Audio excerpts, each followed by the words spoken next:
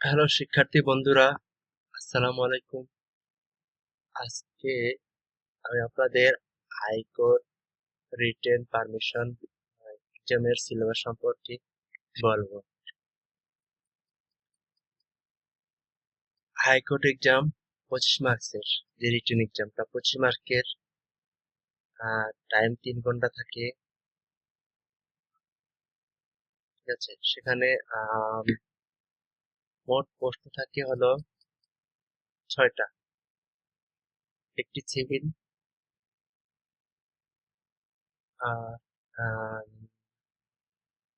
Civil appeal, civil revision.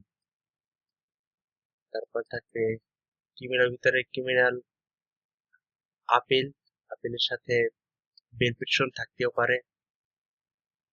তারপর habeas কার্পাস, যেটা 561 এ হাইকোর্ট ইনহেরিট পাওয়ারের, এটাকে কোয়াশমেন্টও বলা হয়। তারপর থাকতে পারে, তারপর হলো 2টা রিট পিটিশন থাকবে, 2টা থেকে একটা দিতে হবে। প্রত্যেকটা থেকেই একটা দুটো থাকতে হবে, সিভিল, ক্রিমিনাল এবং রিট পিটিশন, এই 3টা বিভাগ থেকে। প্রত্যেকটা প্রশ্নে আপনার বলা থাকে কত মার্কস করে থাকবে, পাশেই লেখা থাকে। এটা নিয়ে আমরা কোশ্চেন নিয়ে আলোচনা করবো পরবর্তীতে। তো এখানে 25 মার্ক কিভাবে ডিস্ট্রিবিউশন করা হয়, সেটা হলো ফরম্যাটের জন্য 5 মার্কস, অ্যারেঞ্জমেন্ট অফ ফ্যাক্টস, ফ্যাক্টটা কিভাবে সুন্দর করে সাজাবেন, সেকশন অনুযায়ী কিভাবে লিখবেন, সেটার জন্য 5 মার্কস। ফর্মুলার জন্য যে প্রশ্নটা আছে তার জন্য 5 মার্কস। আর ল্যাঙ্গুয়েজ স্টাইলের জন্য 5 মার্কস। আর for application of law and framing grounds, আপনি কি গ্রাউন্ডে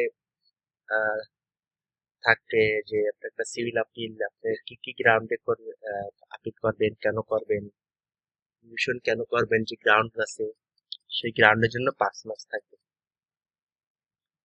এখন আপনি 5 মার্কস কততে, আপনার পরীক্ষার ভিতরে 12 মার্কস পেতে হবে।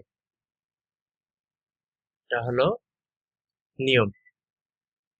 সেক্ষেত্রে তারা কোনো কনসেশন বা করে, সেটা তাদের বিষয়। আপনাকে পরীক্ষার ভিতরে 25 মার্কসের ভিতরে 12 মার্কস পেতে হবে। এবং কি ওরাল টেস্টে, যে ওরাল টেস্ট বলতে যে ভাইবা, ভাইবা সেই ভাইবা 25 মার্কে হয়, সেক্ষেত্রে আপনার 12 মার্কস পেতে হবে, সরি 13 মার্কস পেতে হবে। মোট রিটেন এক্সাম এবং ওরাল এক্সাম, যে ভাইবা এক্সাম, সেক্ষেত্রে 50 মার্কস হয়। সেই 50 মার্কস আপনাকে অবশ্যই 25 পেতে হবে। এখানে একটা সুবিধা আছে, সেই সুবিধাটা হলো, কেউ যদি রিটেন পরীক্ষায় পাশ করার পরে আলটিমেটলি ফেল করলো ভাইভায়, সেক্ষেত্রে সে পরবর্তী যে রিটেন এক্সামটা হবে, সেই রিটেন এক্সামটা তাকে দিতে হবে না, সে সরাসরি ভাইভা অপশন করতে পারবে। উদাহরণস্বরূপ, যদি 2023 সালে রিটেন পরীক্ষা কেউ পাশ করে, সেক্ষেত্রে সে ভাইভা পরীক্ষা দিবে। আল্লাহ না করুক যদি সে ভাইভায় খারাপ করে, ফেল করে, সেক্ষেত্রে সে 2024 সাল বা 25 সালে যে হাইকোর্ট এক্সাম হবে বা হতে পারে, পরবর্তী যে এক্সামটা হবে, সেক্ষেত্রে রিটেন এক্সামটা যে হবে, সেক্ষেত্রে সেই রিটেন এক্সামটাকে সে অংশগ্রহণ করার প্রয়োজন নেই, সে সরাসরি দ্বিতীয়বার হিসাবে সুযোগ পাবে। সেক্ষেত্রে তাকে একটি আলাদাভাবে পেমেন্ট করতে হবে।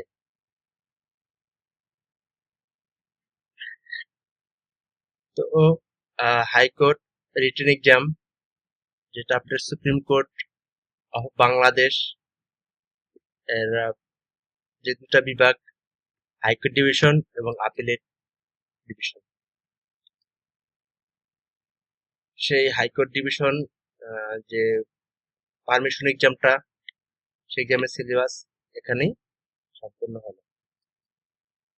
ধন্যবাদ। আসসালামু আলাইকুম।